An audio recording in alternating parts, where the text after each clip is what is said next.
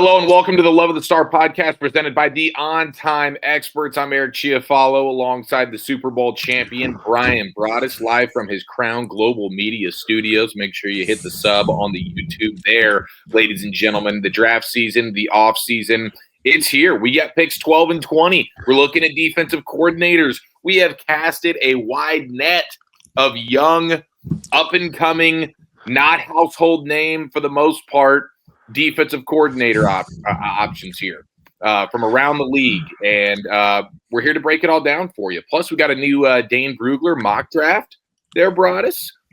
So we can take a little peek ski at that. But plenty to get to here on a January 15th Thursday in the middle of the Cowboys off season. Broaddus, how you doing?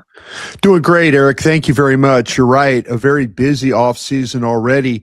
With the way that the wild card weekends went, with Dallas now knowing where they were going to pick with their second pick in the first round, I think fans have to be elated about that.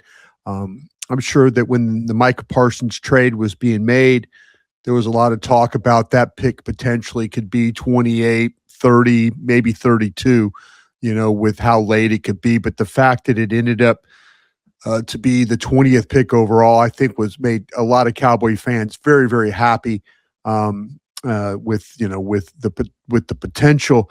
Now it's up to us in the media scout world to kind of make a sense of who's available at 12 and who would be available at 20. So a lot of really cool things with that in mind. We're also now kind of on that defensive coordinator watch.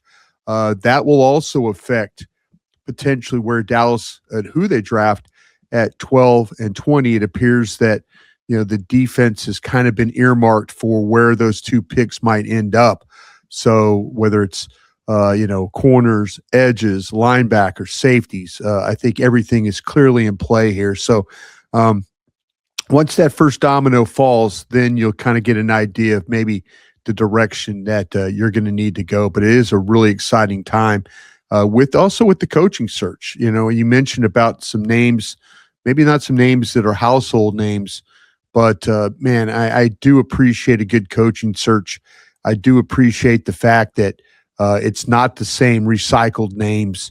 Yes, there's some guys like the Jim Swartzes and Brian Flores that we all know, but man, who, when you're learning about, Christian Parker and the Marcus Covington and guys like that, then it's a good day. Yeah. I mean, we wanted Shotty to be spearheading this coaching search. We felt I believe he is.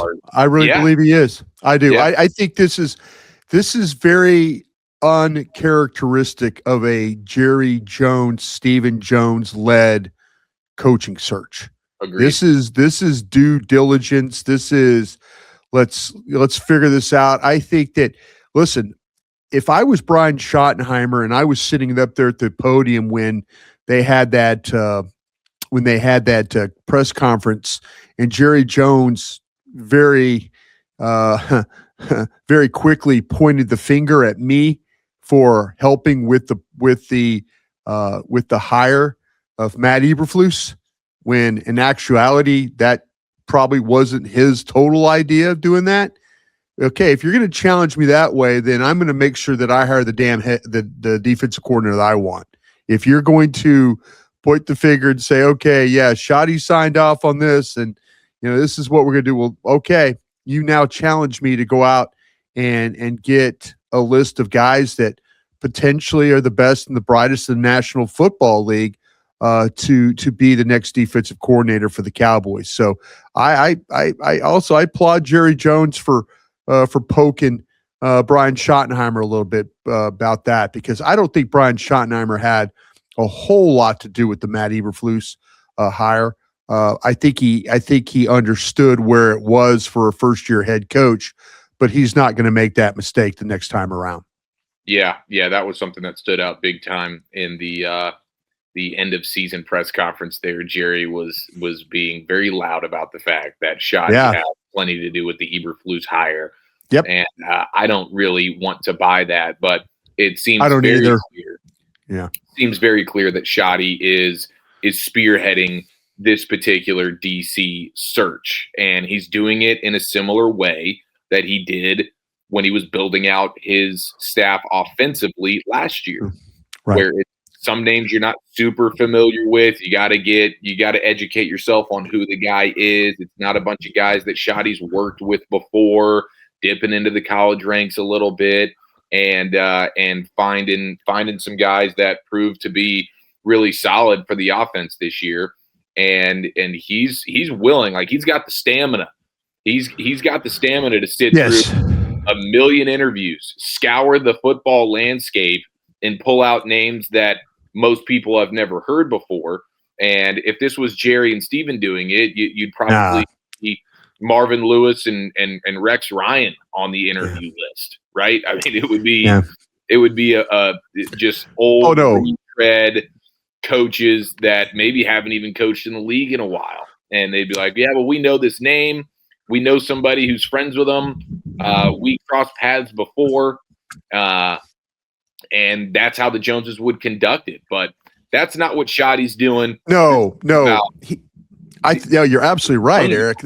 Yeah, this is bring Zach Orr in with maybe him and Will and sitting down and putting Zach Orr up on the board and saying, okay, listen, we had problems with this. How would you attack us with, our offense? Or how would, this is Brian Schottenheimer taking 3, 4, 5, 6 hours and letting these coaches come in, roll up the sleeves and figure out like, okay, which one of these guys appears to be a teacher? Which one of these guys appears to be Will McClay could get a really good idea asking questions to say a Christian Parker about Philadelphia's team, kind of what they think about when they're playing against Dallas.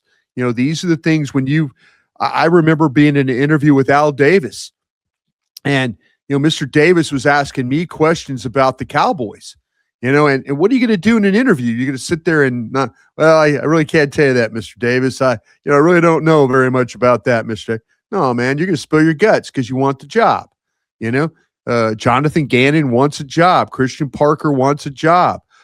Charlie Bullen wants a job. You're going to say what you have to say, and not in a way of trying to butter them up or anything, but they want to see what you know. They want to see, and you almost feel like you need a shower when you walk out of those interviews because of some of the things that you might have said about the team and stuff.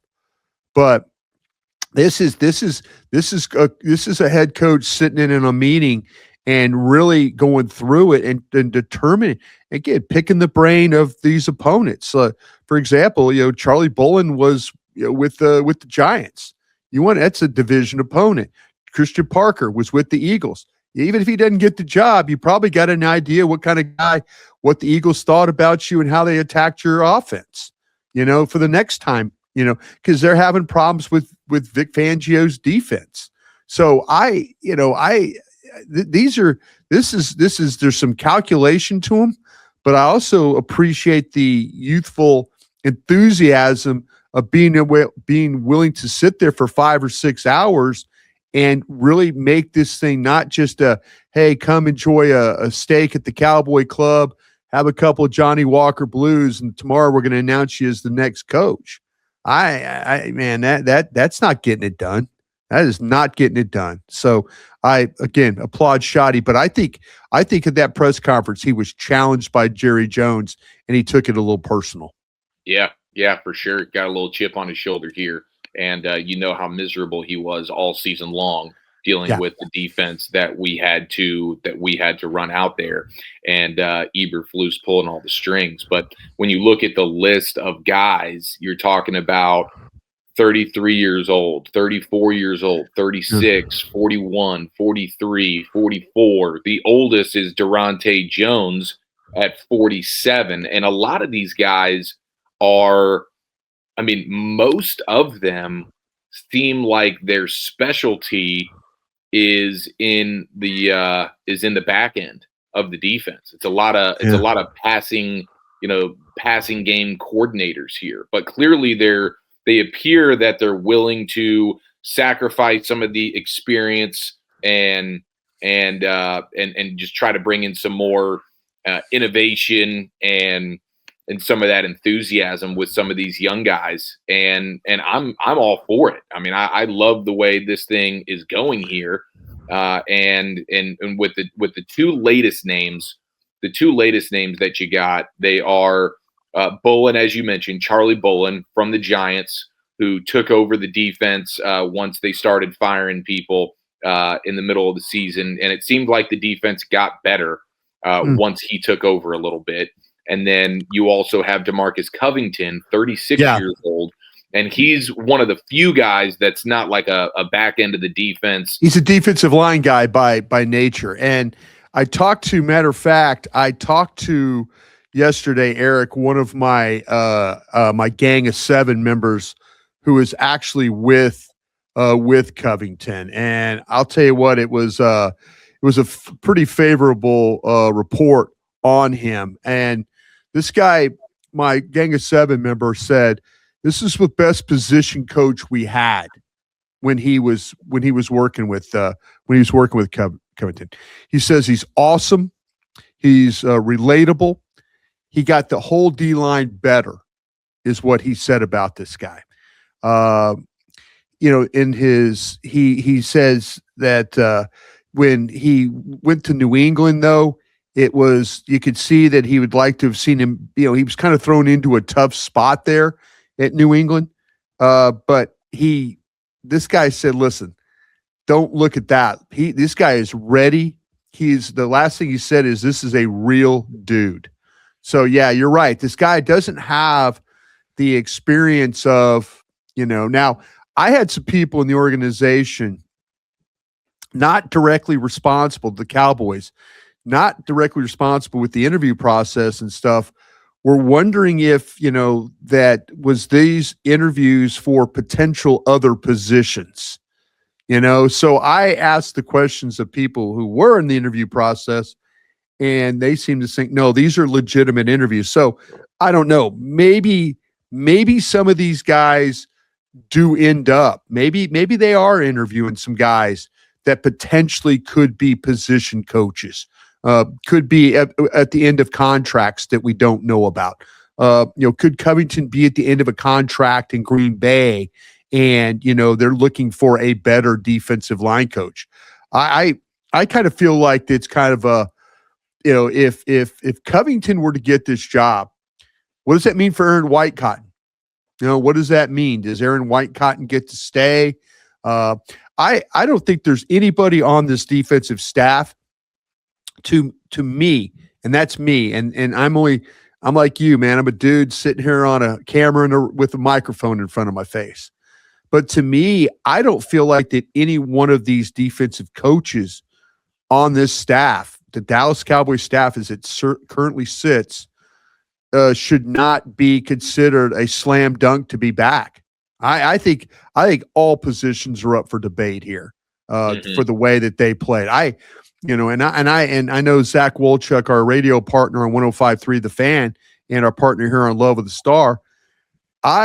He was like, man, you were going after Aaron Whitecotton. And I'm like, yeah, I am going after Aaron Whitecotton because I wanted to see Donovan Ezeracco play better. I wanted to see Sam Williams play better. Maybe Sam Williams is not a good player. I wanted to see Fowler play better. Why did it take Clowney off the street to come in and be your best pass rusher? What's the issue? Did we misevaluate Ezeracco? Did we misevaluate Sam Williams? Did we misevaluate Fowler? I mean, I look at Quinnen Williams. I think Quinnen Williams can roll out of bed and be an all-pro. I think Kenny Clark, Kenny Clark got wore down for all the early work he had to do, playing in the many snaps as he played. Something you probably need to monitor in the future. But man, these coaches, I don't feel like there's anybody that's immune from being scrutinized to potentially losing their job. There's none. Absolutely none. Man, I couldn't agree more. I think most people would feel the same way. I've been wondering about this Whitecotton. It seems like they have this affinity for Whitecotton, and I can't understand it with the 1 year of sample size that we have with him being the D-line coach. Like, nobody got elevated. Nobody did. Nobody played better. Yeah, nobody did. So Yeah. I have no feeling that this guy needs to be retained, that guy needs to be retained. When it comes to the defense, I'm looking here at a full clean slate. I mean, if you I get am too. if you get a defensive coordinator that comes in and he likes one of these guys for whatever reason, I guess I'll just sort of take his word for it a little bit. Yeah. But I think in my perfect world, you're hiring a defensive coordinator that has a list of dudes that he's ready to place to build out his staff defensively. And I do think there is something to the idea that maybe some of these guys that they're interviewing for the DC job right now that are out of a deal. I mean, like Zach Orr with the Ravens, they're obviously revamping that staff. Does Orr looks like John Harbaugh, as of this morning, is going to make it official with the Giants. So John Harbaugh will be the Giants head coach. And it looks like he's taking Todd Monken, the offensive coordinator. I haven't seen anything about him wanting to take Zach Orr, the Ravens defensive coordinator, with him to be his DC with the Giants. So if that doesn't happen and Zach Orr's just floating around out there and he doesn't get the DC job, hey, Zach, you want to come back to the DFW and be the linebackers coach? Something like that, right? I think that could certainly be on the table. You have the guy Charlie Bullen from the Giants. Maybe Harbaugh likes him and he's like, hey, I like what you did. Why don't you go ahead and stick around and you can be my DC here moving forward with the Giants. But if not, then a guy like Bullen is now kind of out on the street. And whatever his background is and his positional forte is, hey, Charlie, you didn't get our DC job, but you want to come coach a position group here, whatever. I think a lot of that could be on the table for some of these guys here. So nonetheless, I love what the Cowboys are doing right now. I love what Shotty's doing. And we got more to jump into here on the Love of the Star podcast. You are listening to the Love of the Star podcast. Love of the Star is an Odyssey podcast. You can find it on the Odyssey app or wherever you get your podcast, presented by the On Time Experts, the official AC heating, plumbing, and plumbing partner of the Dallas Cowboys, the Dallas Stars, and Love of the Star. You can visit the ontimeexperts.com, click the book now button, and it's backed by their Stay Warm guarantee all winter long. They truly are the best in the business. Call on the On Time Experts, and they'll come to your home the same day, and it's 100% satisfaction guaranteed. No excuses, no exceptions. We cannot thank you enough for rocking with us here on the Love of the Star podcast. And really all we ask of you is that you support the people that support this show. So if you have any AC heating or plumbing needs, please call on the On Time Experts, and I promise you they will get you taken care of at the highest level. Do you have any gut feel right now? Do you have any preferences when it comes to some of the names that are getting thrown out? I mean, I still feel like Jim Leonard of the Broncos is the leader in the clubhouse, but you kind of have to slow play it while they're still in the postseason, and we're all kind of waiting around to see if Vance Joseph, the current Broncos defensive coordinator, gets a head coaching job, and if he leaves, then Leonard would probably just get promoted and stay in Denver. But I think Jim Leonard is at the top of their list. Yeah, I would think so. I would love, and me personally, I have a relationship or know of Jim Swartz in Cleveland. And I was hopeful that maybe that Jim Swartz would get an opportunity, and on a couple of different levels. I think Jim Swartz is really, really good at his job. I think he does multiple things. I think he's a really good teacher. He's from that Belichick, the system, but he's kind of got his own ideas everywhere he's been. His defense is played at a very, very high level. The reason I like him is I think he's a really good evaluator. I think he knows what a good defensive player looks like. And I think that's important going forward here. As much as these coaches have a say, and until that changes, you need coaches that are good evaluators because they affect the way that the draft rolls. I think Jim Swartz, and this is not to say that the others who are getting interviewed, the young guys, not to say that they're not good personnel evaluators. We don't know that. I mean, they're obviously on some pretty good teams. When you look at Philadelphia and the Green Bays and stuff like that, they're on some good teams. Obviously, Jim Leonard, being from Denver, he knows what players look like. So yeah, I would say that he's probably the leader in the clubhouse. My personal would be I just would like stability. I would like stability within the program. These young guys, and tip of the cap, and it should be this way.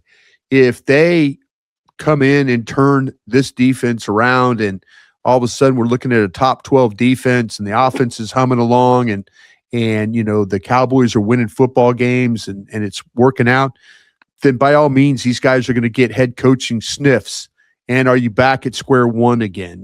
Those are the things I'm kind of, maybe with a little bit more of a veteran coach, maybe Jim Schwartz is not so anxious to pick up and go, like what they have at Vic Fangio at Philadelphia and places like that. Steve Spagnuolo at, especially if you hit the right one. But you get one of these young guys, that's part of the NFL. That's part of listen, I see this young coach developing. I see this young coach getting the job done. I see this young coach. I mean, that guy down in Houston, you look at him at 41 years old, and what he's been able to do down there has been super impressive. D'Amico Ryans with the defensive coordinator and then getting the head coaching job. Boy, they nailed that one. That guy is a really, really good coach. So some of these young coaches they get an opportunity, and then they move into a role where they're head coaches. But man, just the selfish side of me wants the continuity. But like I said, I think you're right about the Jim Leonhard. I think they'd like to have him, but they're still they're pitching. So that tells me everything's cool with the other guys as well. Yeah, and Jim Leonhard was actually on staff in 2023 at Illinois, still in the college ranks. And the outside linebackers coach was Charlie Bullen, who is the guy that is one of the latest names to get thrown into the DC interview cycle here with the Cowboys, the guy that comes from the Giants. He was there. Well, this might be the connection then. If Jim Leonhard gets a job, here's one source telling me, I don't think we're interviewing these guys to just interview, and the other guys telling me, aren't these more about maybe potential coaches? So I got two school of thoughts coming out of that Cowboys building right now. But this might be the way. This might be like, okay, Leonhard gets a job. This is, if you remember, and I brought this up yesterday on our show on 105.3 The Fan. This is if you remember Jeff Sugina when he got the job for the defensive line under Mike Zimmer. It was Ron Rivera was interviewing for the defensive coordinator job, and Ron didn't get the job, but he recommended that Jeff Sugina would be his defensive line coach. Well, what did they do? Ron didn't get the job, but they went and got Jeff Sugina. So this could be one of those situations for sure. Yeah, I think so. Like, you could easily tie together, if Jim Leonhard gets the DC job here, then perhaps Charlie Bullen could be the linebackers coach or something like that, because they have ties together. I also like this Christian Parker fella who's been coaching in the back end of the Eagles defense. And he's been around, obviously, Fangio. He was in Denver as well. This is kind of like a coaching lifer. Like I was reading about him, and he knew he wanted to be a coach when he was in like 7th grade. And I mean, he's been coaching at legit levels since he was like 21, 22 years old. And Notre Dame, Texas A&M. Yeah, he's got a pretty good record of getting as a young guy, kind of moving along pretty quickly. Yeah, and you can see the difference he's made, where the Eagles a few years ago, their defense was awful, but then they make the selection of Quinyon Mitchell, Cooper DeJean, and then those young guys are helping lead the Eagles to a Super Bowl. And who are they coached by? They're coached by Christian Parker. So, I mean, that's a guy that I'm certainly interested in here. I mean, all these names are all pretty fascinating. And one of the things, like with the Eagles and the way they disguise coverage, I mean, they were like 7th in the league this year in their disguised coverage rate, which is something that I think is clearly important to what the Cowboys are wanting to do right now, seeing teams that give them fits a little bit, and how can we add that to our own arsenal here defensively.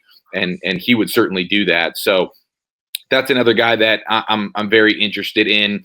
Our buddy Bobby Belt had the note. Bobby's doing some great work on this guy, by the way.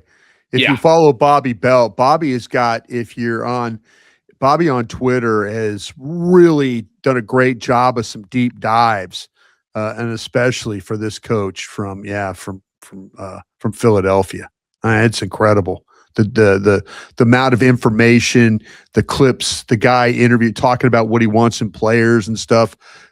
Make sure you're following Bobby because he's got a really good handle on how these guys are, what potential they could bring to you.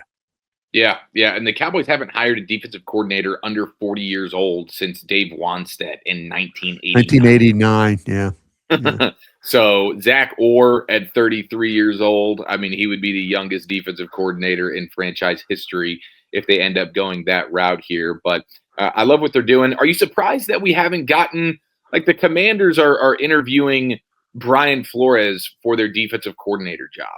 Like, how have we not done that? Just a guess. Two things. Is there still some lingering thoughts about his lawsuit against the NFL? And you wonder, because Jerry Jones is a league guy. You know, he's about the league. And you wonder, is there some lingering thoughts there? Just a thought on my end. Nothing I've been told or anything like that. I just wonder if there's a little bit of resentment there. The next thing I would have to say is, are you worried that maybe he's going to come in and tell you you don't have any of the personnel capable of running the style of defense he wants to play? You know, he might come in here and like all of a sudden say, you know, he's a very vocal guy. He's a very he's a very demanding guy. I've heard, like I said, he's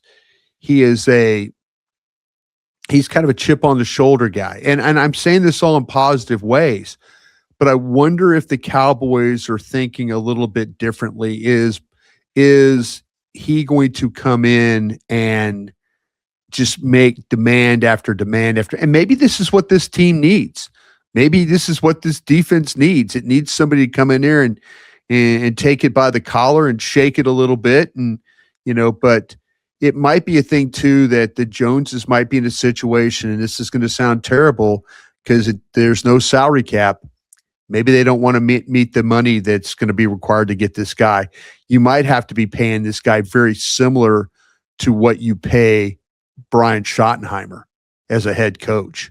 You know, Brian being a first-year head coach, I know it sounds terrible, folks. Trust me. When you're talking about a $15 billion company, to worry about paying a guy an extra $1 or $2 million to make sure you have the best guy, it's a weird dynamic. I get it, but it might be. I remember when Mike McCarthy tried to get Joe Philbin. Joe Philbin was on the verge of trying to be a $2 million a year offensive line coach. And Jerry Jones said, no, that's not going to happen today. And then ultimately Joe Philbin got fired, and, you know, all these back and forth. And, you know, then Mike McCarthy started getting rid of Jerry Jones's guys, you know, and Jerry Jones got rid of Rob Davis. And so there might be a little of that too, that the Cowboys do not want to potentially pony up that much money for Brian Flores to be the head coach. Yeah, and I mean, listen, it doesn't. I mean, I don't think Brian Flores is the only good option here, but no, I don't either. But he is the one that you saw kick your ass. You know what I'm saying? And kick people's asses all year. You know, the reason why Minnesota had a winning record, I believe they were 9-8. The reason why they had a winning record at the end was because their defense was playing great. It wasn't because their offense was just kind of just moving along. It's the defense that got things done for them, and it was super impressive to be able to watch play. You know, it's kind of crazy to you know, to see that, like, wow, this team just completely shuts you down.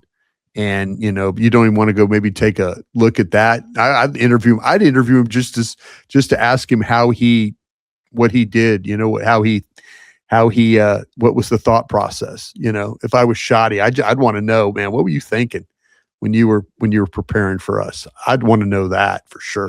No doubt, no doubt. I mean, the Yeah. idea that you wouldn't give him a call if he's taking, I know there's a chance that he just gets a head coaching job anyways, especially now that Yeah. Pittsburgh's open. I mean, it's very realistic that he gets a head job, but the fact that he was willing to interview for the DC job with the Commanders, I mean, that just seems like a no-brainer that you would at least bring him in your building and get as much info out of him as you could.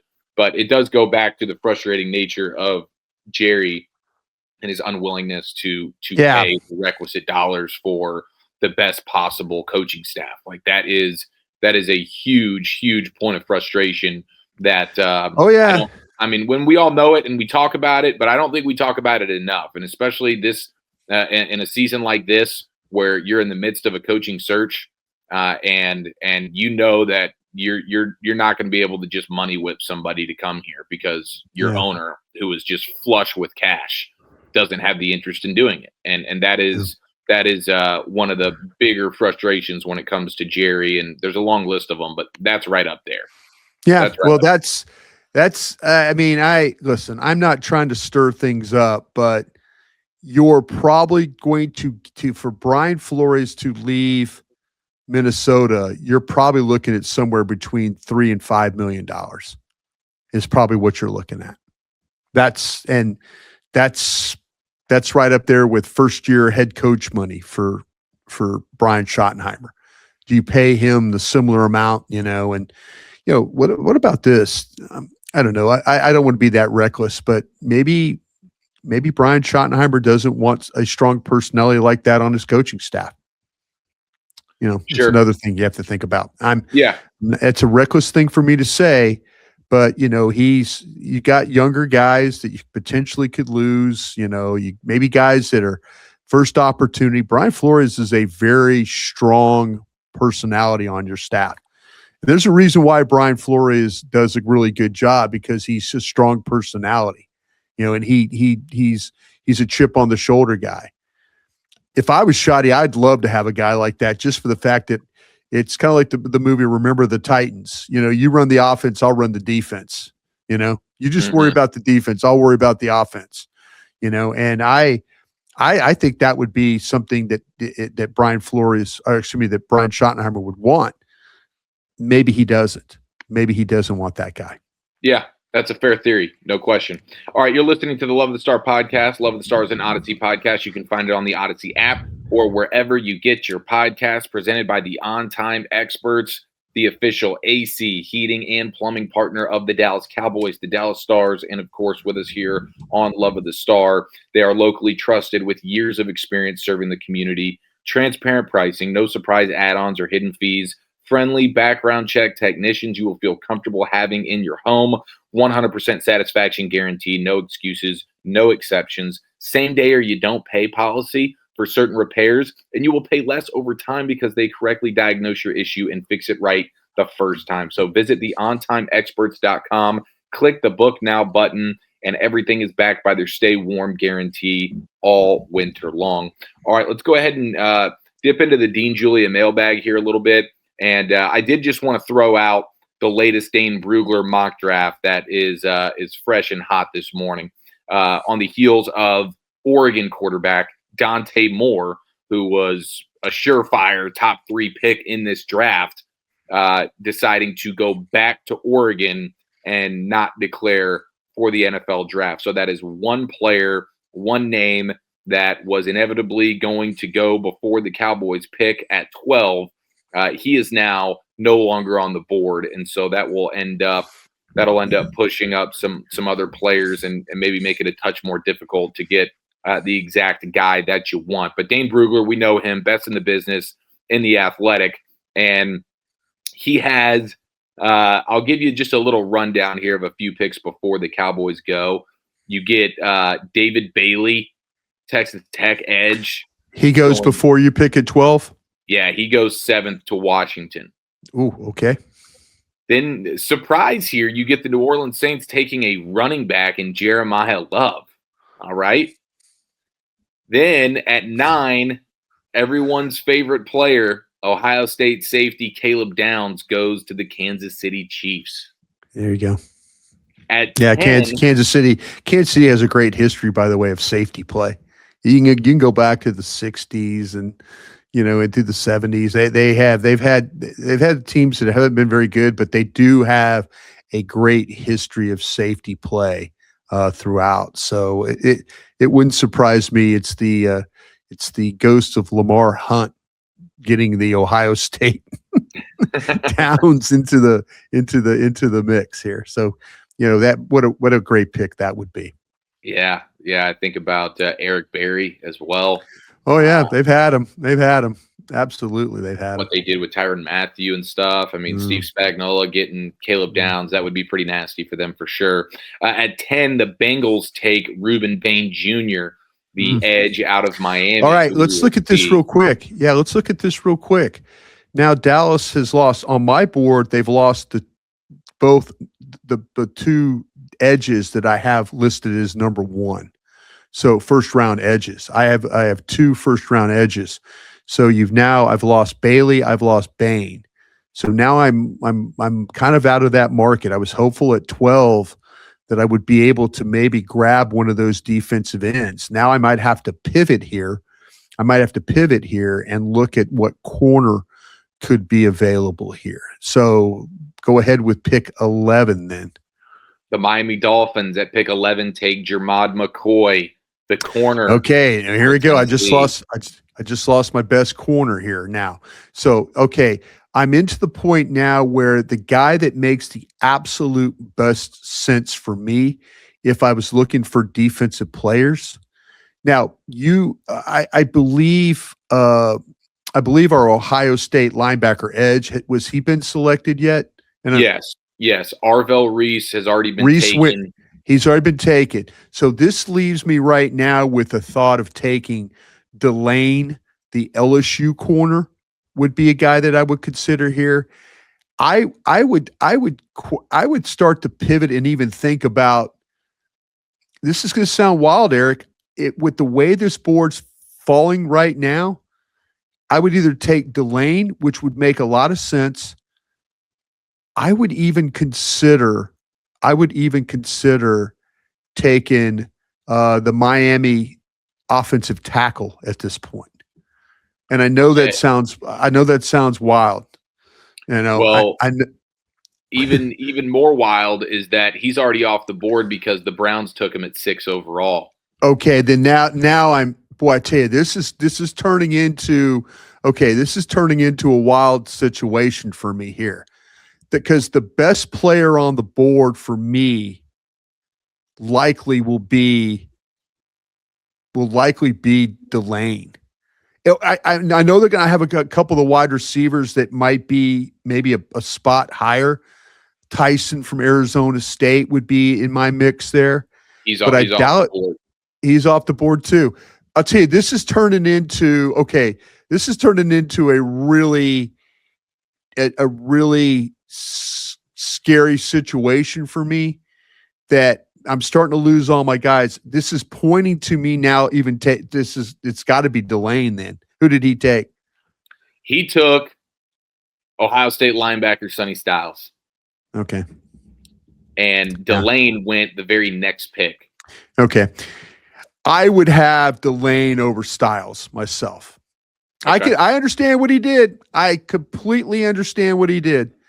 But so Delane went right behind him then, huh? Yes. I think Dane painted for you a picture that could be very realistic when it comes to what happens draft day. And I know we're a long, long, long way off from that, but I think he painted a picture that's pretty could be pretty truthful for you coming up in this draft. So you're not loving the way this board fell to you, huh? Oh, you know what? If I'm hunting the edges, I lost 2 of them. Mm-hmm. The fallback to me was the offensive tackle. If I got wiped out. Now I didn't get completely wiped out. Who did he pick at 20 then? I'm interested now in that. Okay, so at 20, you will get that corner, and it's Okay. going to be Clemson's Avion Terrell. Okay, see now this is where it's going to be. Do they take Terrell, whose measurables? Now it all depends on your defensive coordinator too. Maybe this defensive coordinator, Styles makes a lot of sense. Delane makes a lot of sense there at 12. But if you're Terrell, that's probably where he's going to go. These corners tend to go a little bit later in the draft. That's a guy that can Will McClay be convinced. This guy makes a lot of plays, by the way, at Clemson. He's 180 pounds, though. That's kind of where, does Will McClay, does his influence in that room of not taking smaller corners, or does the defensive coordinator, the new one, come in and say, no, I'm totally okay with taking smaller, lighter corners? That's where you have to, that's where the questions are going to come up. For is how adamant is Will about? Will has always told me, big guys, big schools, big guys. That's what he's always been adamant about. That. Well, you got a big school in Clemson, but you don't have a big guy. But you have a very talented guy that on my board, he fits into the 15 players that I would have in the first round. So it would make that part of it would make sense. I really like the player. I just wonder if Will, because of the 180 pounds that he is, and is the new defensive coordinator going to want the same type of thing as well? Yeah, Dane says he notes he doesn't have elite size. Avion Terrell, the corner, does not have elite size, but he does have NFL athleticism and no question. Can you tell me who he picked, so in case we have to go back? Give me 21, 22, 23, 24, 25, please. So the Steelers at 21 go with the Alabama quarterback, Ty Simpson. Okay. The Chargers at 22 went with the South Carolina corner, Brandon Cisse. Cisse, good player too. A little bit bigger guy though too. Bigger guy. And I actually have him. I have Cisse ahead of Terrell is who I have. So I would take Cisse over Terrell. Okay, good to know. Yeah, 6 feet, 190 pounds. Yeah. So probably meets a little bit more of the size requirement there. At 23, the Eagles take Caden Proctor, the lineman from Alabama. Massive lineman, man, massive, and that makes a lot of sense because their coach, their line coach, is a former Alabama guy, so it makes a lot of sense. 24, the Browns take the A&M wide receiver Casey Concepcion. This guy is a baller in every sense of the word, and rightfully, that's a really good spot for him to go. At 25, the Bears take Caden McDonald, the Ohio State defensive tackle. Oof, that's a big body. That's a big body. They could play the 1. They could play the 3. He could actually play a little end for you up and down the line. He's powerful. Really good pick for the Bears. And at 26, the Buffalo Bills take Cassius Howell, the edge out of A&M. Yeah. See, there's going to be some questions about where Howell goes. He does a lot of his rushing standing up, like a 2-point stance, but it's amazing the first step quickness he has for playing in a 2-point stance. They'll say, oh, shorter arms and all that. They'll say he's disappeared in some big games, but he's also had some big games. You really want to watch him. Just go watch him dominate my school, LSU. I mean, he is outstanding in that game. Yeah, he was dominant in that game. And then also you get at 30, the Patriots take my guy, Akeem Mesidor, the edge out of Miami. There we go. Check the feet, man. Check the feet. That guy is, he is I'd consider him if I got wiped out and I'm thinking about it 20, I would consider him at 20. Absolutely. Yeah. Older guy, but man, does he know how to rush the passer? He really does. Yeah, he's a beast, and we will see a bunch of these defenders that the Cowboys should have some interest in draft-wise during the national championship on Monday night. So we'll give you some scouting reports on some of those guys that you're going to want to look at. Now, here in the Dean Julia mailbag, Steve Allen is asking about 2 names that are most likely to get the gig out of the large group of DC candidates. Do we think Jim Leonard's probably the leader? Leonard's probably one. Yeah. Leonard's probably one. And then I think a guy that you absolutely have to consider. I think our guy at Philadelphia. I think is a Hmm. possibility there. Is where I would. I mean I everything sounds like super positive about when you start to say, when you're talking about a teacher, a coach, all those things. I mean, it's Christian Parker. Yeah, everything. Bobby's done a really great job of breaking down, and maybe Bobby knows something as an insider up there that people are telling him. But man, I mean, defensive back coach, guy, a passing game coordinator kind of a guy. Sound like a teacher, highly respected guy, young guy. Vic Fangio trained kind of guy. Vic didn't know him before he got him. I mean, he had him in Denver and then brought him with him to Philly. So yeah, just kind of a guy that's as a young guy has kind of got some good stops. I mentioned the Notre Dame, Texas A&M, and then kind of gone on his way to the NFL. So he's been at some good places and worked with some really good defenses. That would be the one I would think about probably there. Our buddy Brandon Laurie talking about recent picks of like Mozzie and Schoonmaker and Sam Williams and all the draft disappointments they've had. Have you lost some faith in the Cowboys' ability to draft players in the top 100? I've got some questions about the way that they've been drafting, and I think none of it has to do with some of the things that's going on with the coaching staff.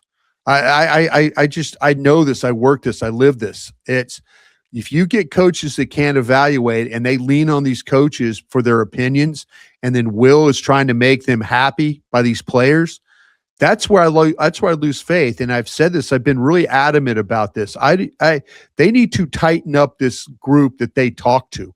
This doesn't need to be coach driven, scout driven.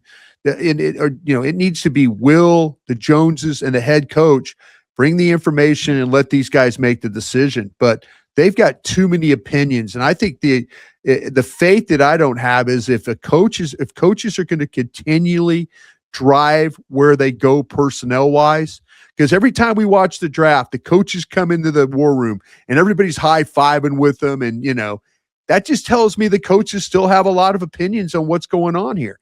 They need better evaluators as coaches if they're going to play that way, and that's the problem I have. Couldn't agree more. Okay, we have from Cone's High Water Pants. Do you believe that most of the DC candidates are secondary specialists purely because the front office thinks that's the aspect of the defense that needs the most attention, or No, is it just happens to be that way? Just happens okay? to be that way. Yeah. Could there be any? AJ is asking if there could be any quarterback needy teams that may potentially be trade down targets. What at 12? Yeah, at 12. Yeah. Yeah, you know what? I'm gonna run a list today here at Crown Global Media, myself and Vach Lombardi. I'm gonna run him through. Are there players that you would trade away from? And who are you I'm gonna ask him about standing in there and making picks. I mean, are there any players on that board at 12 that you would absolutely not trade away from? And I think you have to make that determination. It looked like to me that in the Dane Brugler mock draft, we got wiped out a little bit on our edges. We still had, it looked like our corner board was still kind of holding up. So yeah, if you want to trade back a little bit and get capital on the second day, I think your 12 would be more valuable than your 20 right now, to be honest with you. So that's your hope, but you got to be careful of who you're trading away from. Yeah, I think the only teams that would fit that bill that might want to trade up for a quarterback, I mean, the Steelers at 21, would they want to get aggressive to go get a guy? I don't see the Vikings wanting to, even though they have the J.J. McCarthy questions. They've already done, trading up for quarterbacks there. And then, I mean, the Jets at 16, would they want to try and go get their quarterback? I think they'll just be patient and appreciate all the draft capital they have this year and stock the roster and then go heavy for the quarterback next year. So I don't see a ton of quarterback needy teams right now that would be interested, especially with this class. There's not enough good quarterbacks that you want to really get aggressive for. So I don't know that that's necessarily on the table. Okay, I think we pretty much covered it here. Yeah. I think we pretty much nailed it, man. There's the Dean Julia mailbag. And that'll do it for today's episode of the Love of the Star podcast presented by the On Time Experts. Thank you so much for rocking with us. We'll be back in the coming days with more wall-to-wall coverage on this DC search. And as soon as they make a commitment here when it comes to the defensive coordinator, we will bust in with an emergency podcast, and we'll be wall-to-wall on that as well. So thank you to everyone who's been rocking with us today. We appreciate you very much. I'm Eric Chiafalo. He's Brian Broaddus, the Super Bowl champion. We'll be back in the coming days. Hands and hug pounds, everybody.